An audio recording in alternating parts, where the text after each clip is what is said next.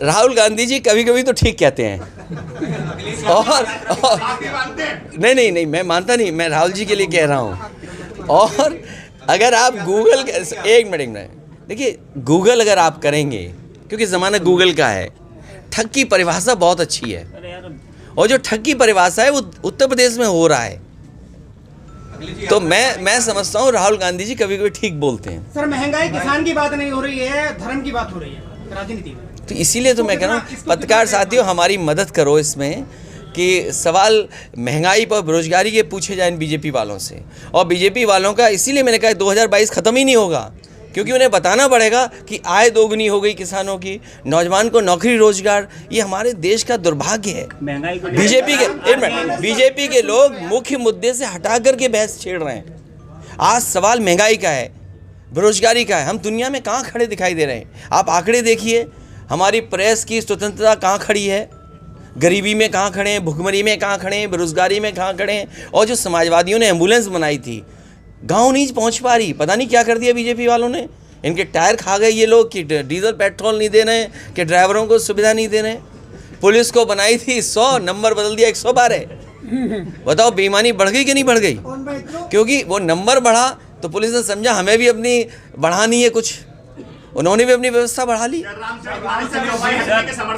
देखिए, वो सवाल मैंने कहा, ये जो रामचरितमानस को लेकर के या धर्म को लेकर, भगवान को लेकर के, मैंने कई बार कहा कि हम समाजवादी लोग हर भगवान को मानते हैं, भगवान विष्णु के सभी अवतारों को मानते हैं, और जितने भी ग्रंथ हैं उन सबको मानते हैं। लेकिन जो गलत है वो गलत है। इसीलिए मैंने कहा मुख्यमंत्री जी से अच्छा कोई व्यक्ति नहीं हो सकता।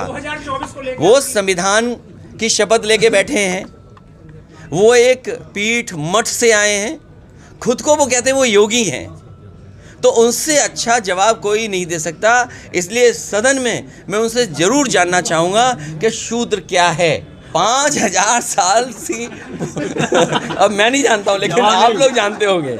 जवाब नहीं। देखिए, आप लोग जानते होंगे, ये 5000 से पुरानी लड़ाई है, ये आज की लड़ाई नहीं है। इसलिए इस लड़ाई को समय समय पे लोगों ने लड़ा है, लेकिन आज जागरूक समाज में जो खराब चीज़ है वो हटनी चाहिए, जो खराब है वो खराब है। इसीलिए मैंने कहा कि मुख्यमंत्री जी से मैं सदन में जरूर ये सवाल पूछूंगा।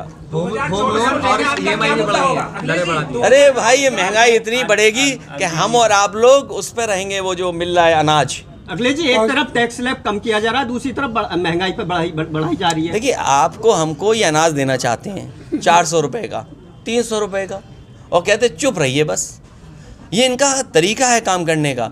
लोगों को, गरीबों को ये लगेगा कि अगर हम बीजेपी को नहीं वोट देंगे तो लगता हमारा अनाज छिन जाएगा। लखनऊ के नाम के लेकर, लखनऊ के नाम के लेकर, लखनऊ का नाम बदला है।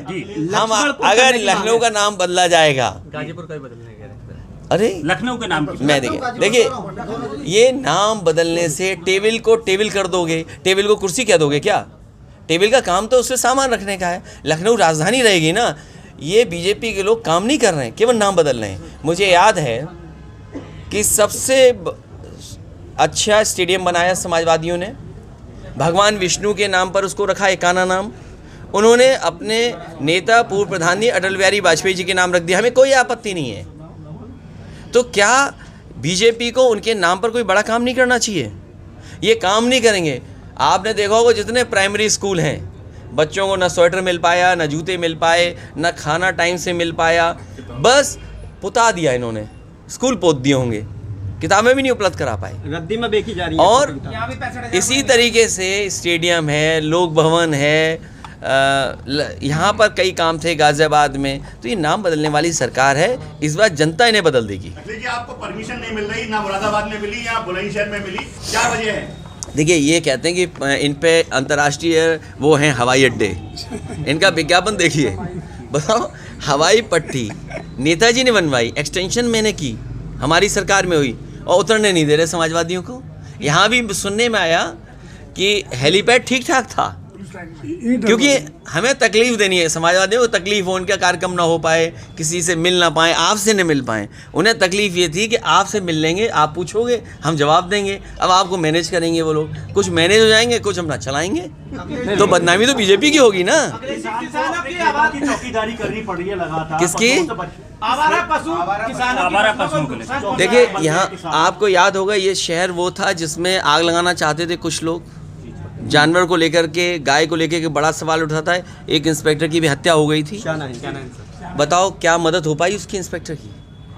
बताइए, मदद हुई क्या? जो मदद का वादा किए गए थे, ये बीजेपी के लोग ही कराते हैं, याद रखना। जितना गड़बड़ होगा सब बीजेपी कराएगी। अडानी जी ने डब्बा गोल कर दिया है देश का।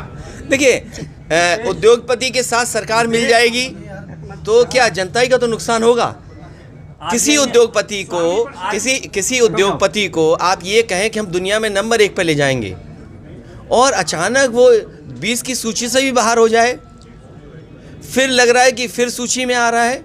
आखिरकार सरकार क्यों मदद कर रही है? मुझे याद है उत्तर प्रदेश में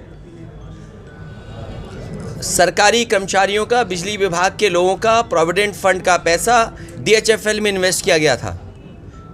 DHFL नुकसान उठा गई, कंपनी फेल हो गई। उस समय जिन अधिकारियों ने फैसला लिया उनको जेल भेज दिया गया। मैं ये जानना चाहता हूँ बीजेपी के लोगों से, सरकार से, कि जनता जानना चाहती है कि अगर DHFL में पैसा लगाने पर उस समय के अधिकारी जेल जा सकते हैं, तो LIC और SBI का पैसा जिस कंपनी में लगा है उनके बड़े अधिकारी कब जेल जाएंगे? आप ED, CBI, इनकम टैक्स लिए घूमते हो। आज लखनऊ को सजाने के लिए आप रिवर फ्रंट में जो ED, CBI और इनकम टैक्स में, उसमें आप रोशनी करना चाहते हो। आखिरकार सरकार चाहती क्या है? गन्ना किसानों का अभी तक 2024 में क्या शरद पवार जी के साथ थर्ड फ्रंट बनने की उम्मीद? गन्ने का भुगतान नहीं करा पाएगी सरकार।